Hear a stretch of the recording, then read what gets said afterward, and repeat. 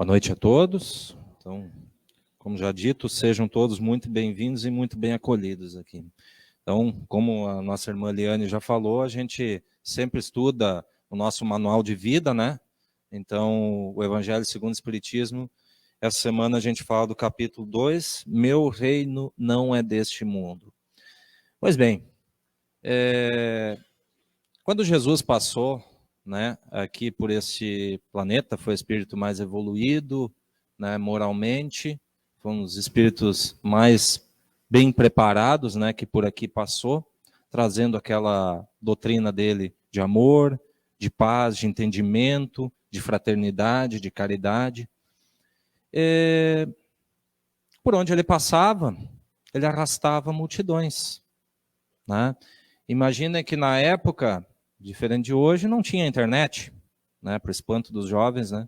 Não tinha internet, não tinha televisão, não tinha jornal, né? Então, surgia um homem, né, que começava a falar algumas coisas, que começava a tocar as pessoas, né? Ensinamentos, né? Ele falava muito através de parábolas, mas coisas que realmente tocavam as pessoas, que faziam elas pensar, que faziam elas se identificar e enxergar o caminho que elas precisavam seguir, né?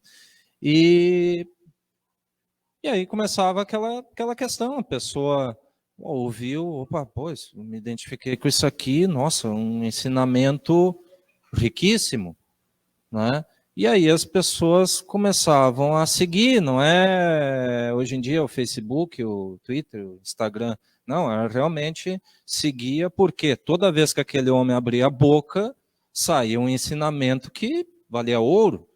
Então as pessoas iam acompanhando aonde ele ia, de povoado em povoado, milhares de pessoas acabavam seguindo ele para ouvir algum ensinamento, né? Porque as pessoas passavam por muitas dificuldades naquela época. E a doutrina que ele trazia era uma doutrina que acabava confortando, que acabava falando da vida futura, trazia esperança às pessoas, né?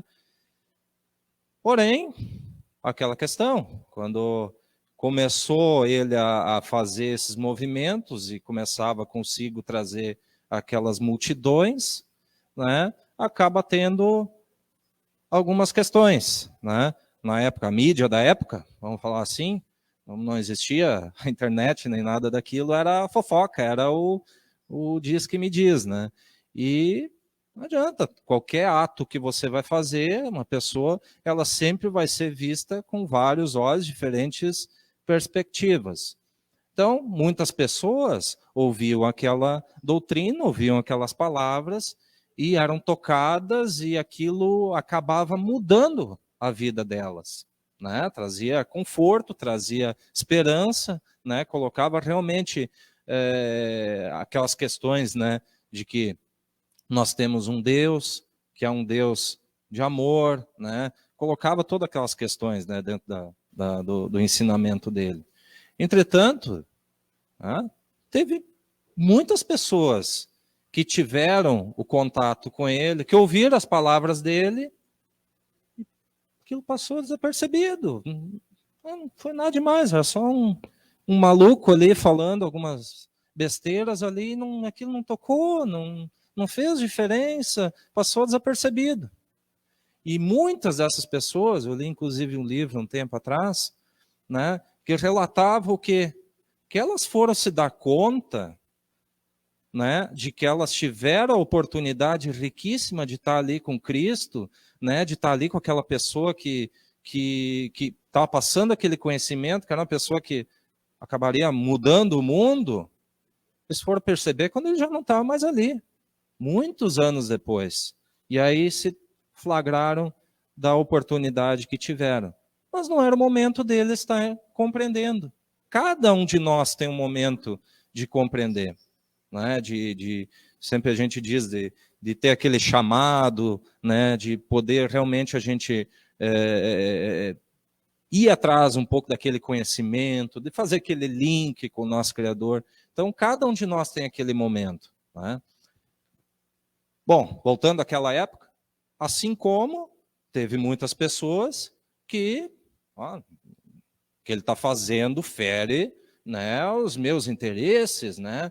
Não concordo com o que ele está falando, ou não compreendi e virou meu inimigo e tal. E aí, a mídia da época, opa, vou levar lá para os governantes, vou denunciar isso ali para os governantes da época. E aí a gente precisa lembrar que na época de Jesus existia um tal de Império Romano, né, que era quem comandava, vamos dizer assim, praticamente metade do mundo ali, inclusive a localidade onde Jesus estava. E o império, né, tinha um imperador com leis muito rígidas, né, cobrador de impostos, né, então era tudo muito, muito rígido. E aí começa a chegar aos ouvidos dos governantes, né, opa, peraí, tem um maluco lá no meio aí do povo aí que está começando a fazer baderna, ele tá juntando multidão e tal, e aí imagina como se distorcem as versões e tudo, ó, vão ficar de olho naquele cidadão ali. Né? E aí realmente os governantes, opa, mas quem quer? O que esse cara quer? Ele quer tomar o poder e tal? E aí aquela coisa, né? Jesus, ele conversava com pessoas pobres, com pessoas que estavam com dificuldades, com pessoas que estavam com problemas de saúde, estavam doentes, né?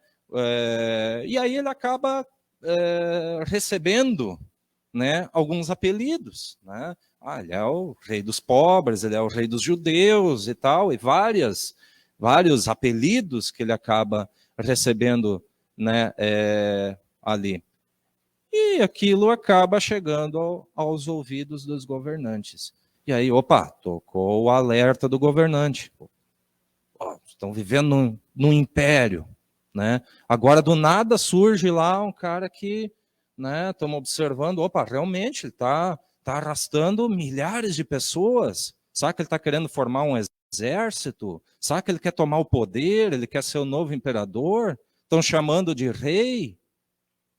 É uma visão que o império tinha, né? Os governantes da época tinham, sem saber da real intenção de Jesus, que era trazer uma doutrina, trazer um entendimento, né, para as pessoas, né? Mas criou aquele alerta nos governantes, né?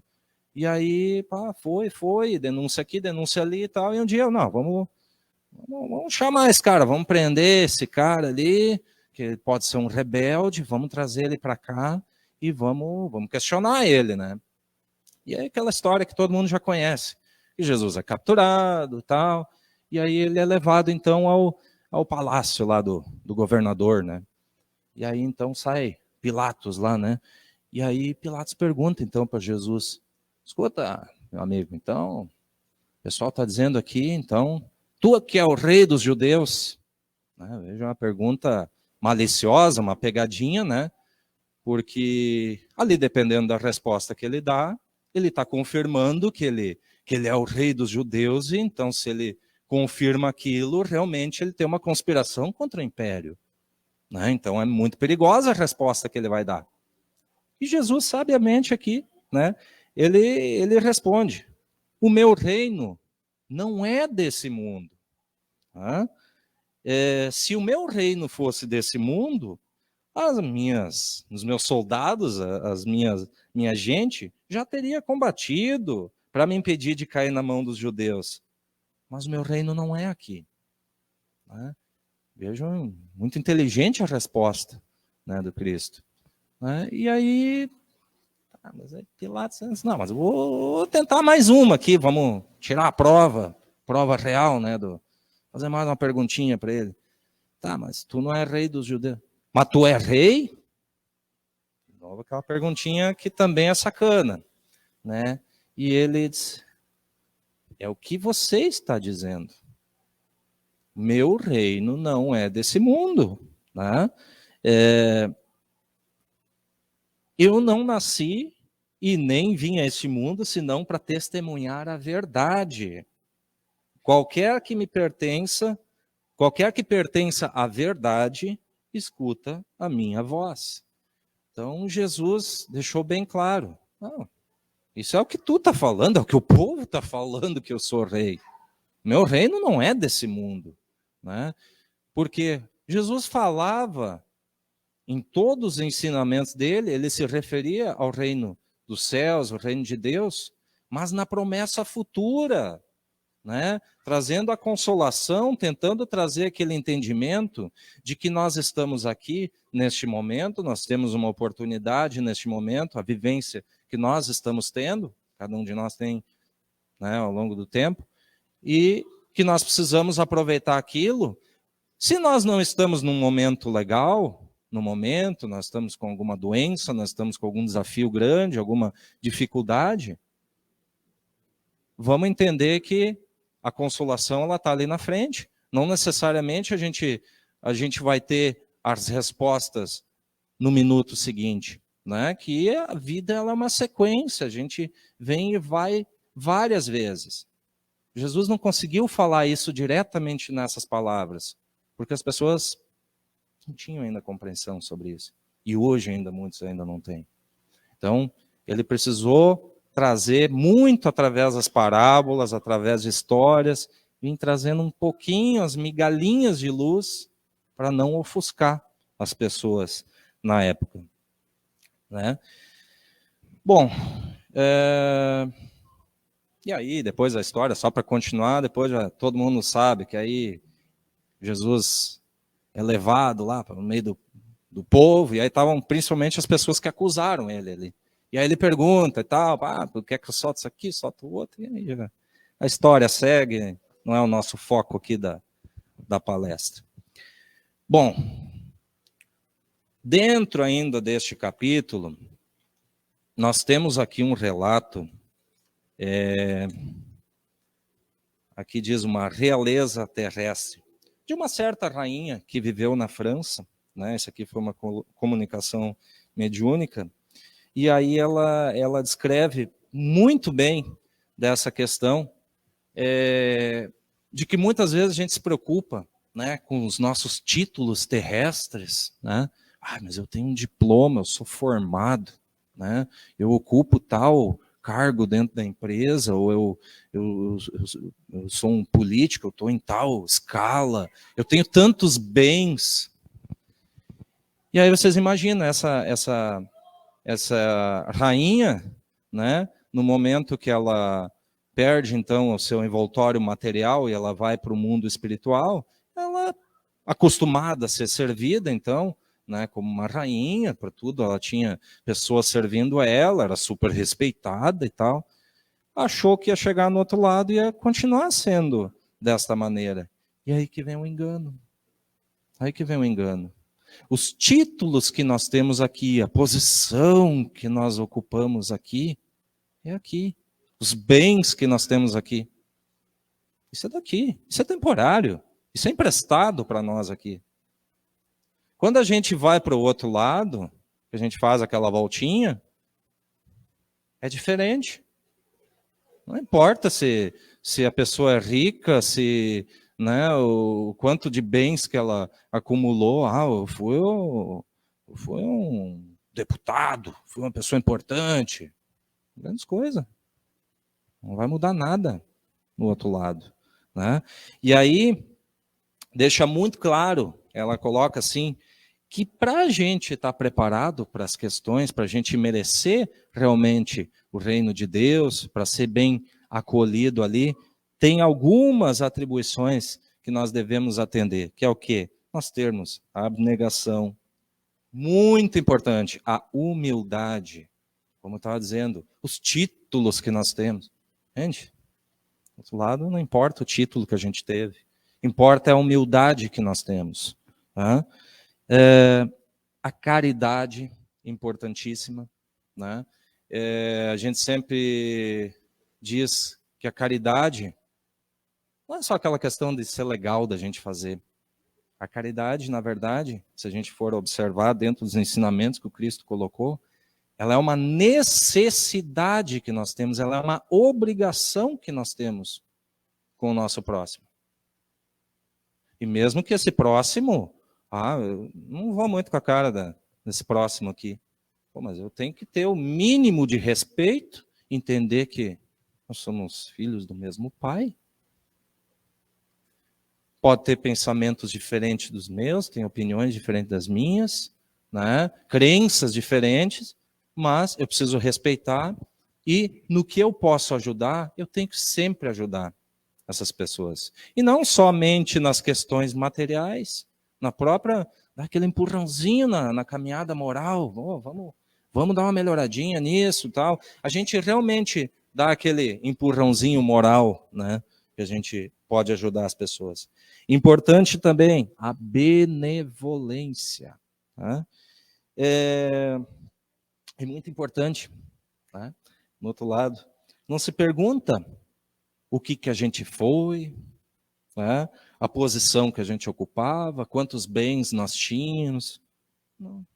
Mas sim o bem que nós fizemos. Quantas lágrimas nós enxugamos.